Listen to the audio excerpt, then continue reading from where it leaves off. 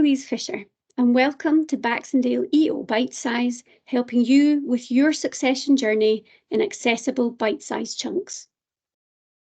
In this episode, we're going to look at the importance of preparing to let go as part of your succession plan, and I'm going to share our top 5 tips for supporting entrepreneurs to make it happen.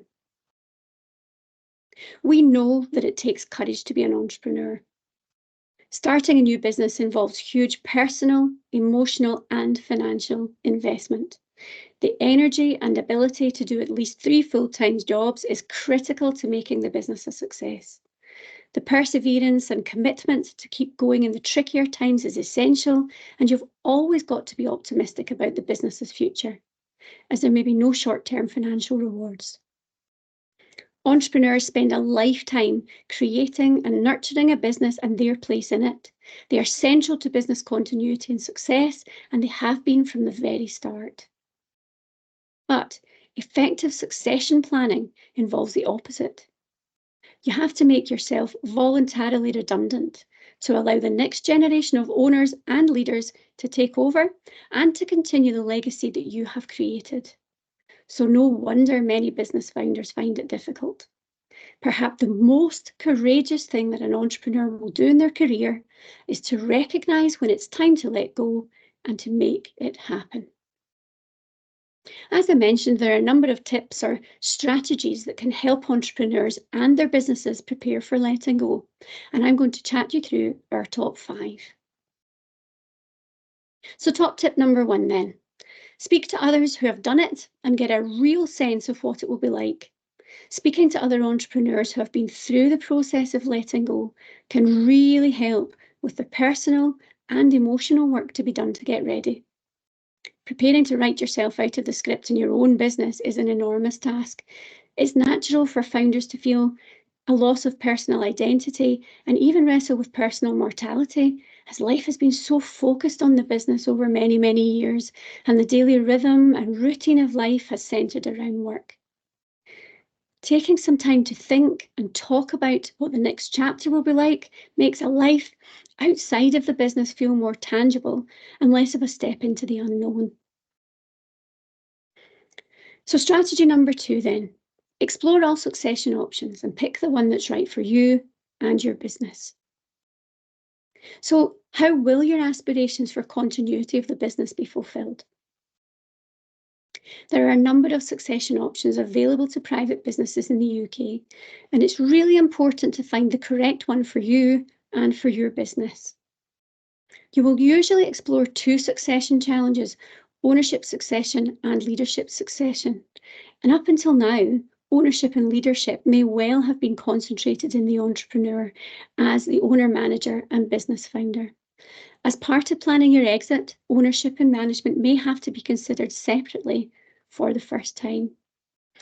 And having a think about some of these questions may help to clarify your thinking.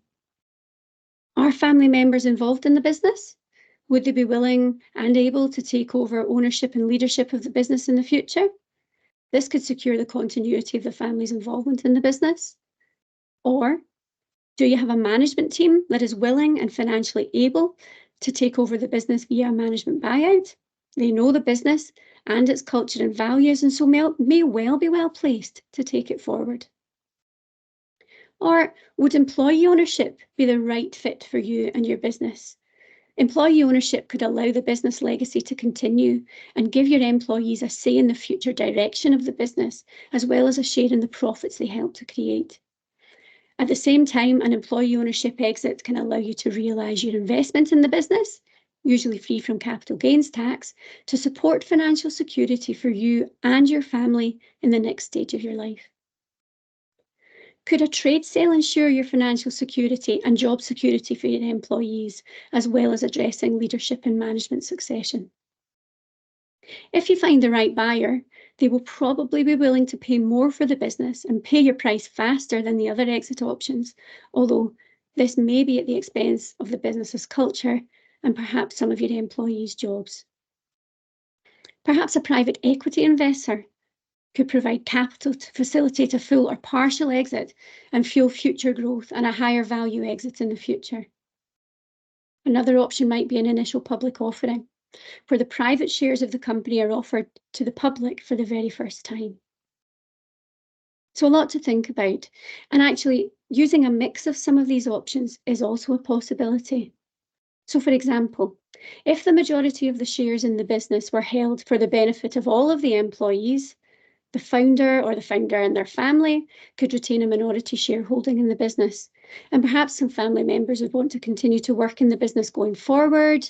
Or if you had a non-family management team, the majority of the shares could be held for the benefit of the employees, and the management team could each own a minority shareholding in the business without bearing the financial burden of a whole management buyout transaction.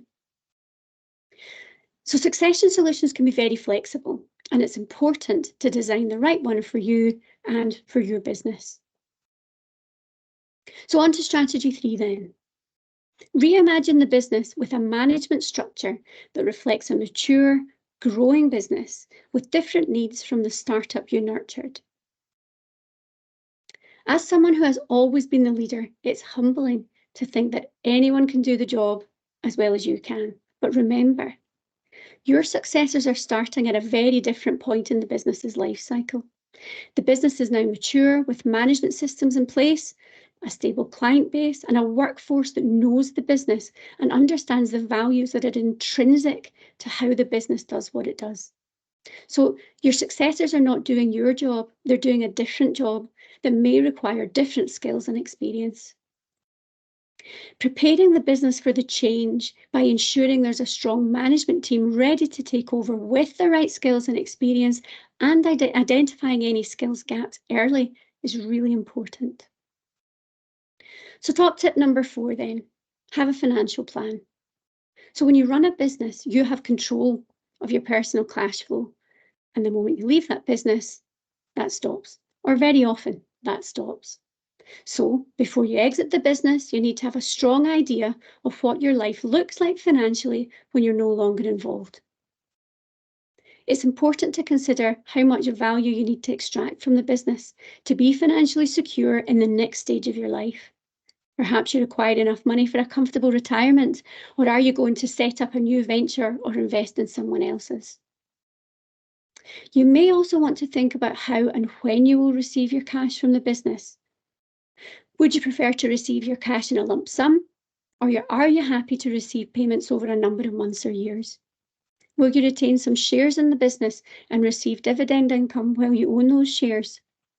Maybe you continue to have a role in the business for a period and receive a salary that reflects your ongoing input.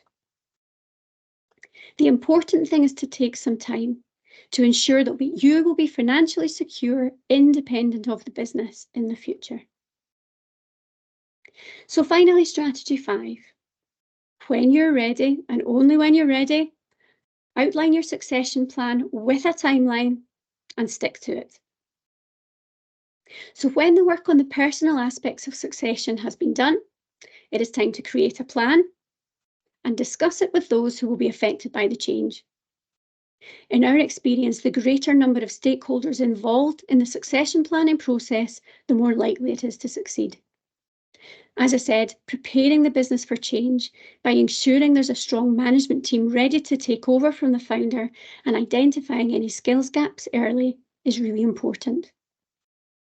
Informing employees, customers, suppliers, and other stakeholders that a transition in ownership and leadership is coming will enable everyone to prepare for the change. So, when you've decided on a timeline for handing over ownership and leadership of the business, it is essential that you stick to it. So just to recap, top tip number 1, speak to others who've done it and get a real sense of what letting go will be like. Top tip number 2, explore all of the succession options that are available and pick the one that is right for you and for your business. Strategy 3, reimagine the business with a management structure that reflects a mature, growing business with different needs from the startup you nurtured. Strategy 4, have a personal financial plan. And finally, strategy 5, when you're ready, outline your succession plan with a timeline and stick to it. So our experienced multidisciplinary team of experts can help guide you through a transition in ownership and leadership of your business, from initial discussions, design and implementation. Our process puts you and your business at the heart of your bespoke succession solution. So please get in touch if you would like to chat about what your succession solution could look like.